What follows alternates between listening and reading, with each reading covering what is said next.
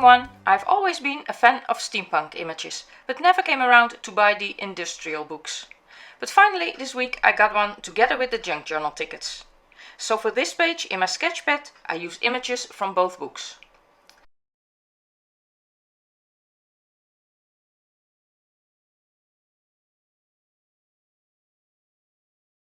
I also cut some gears with my silhouette and now you can watch me make them rusty.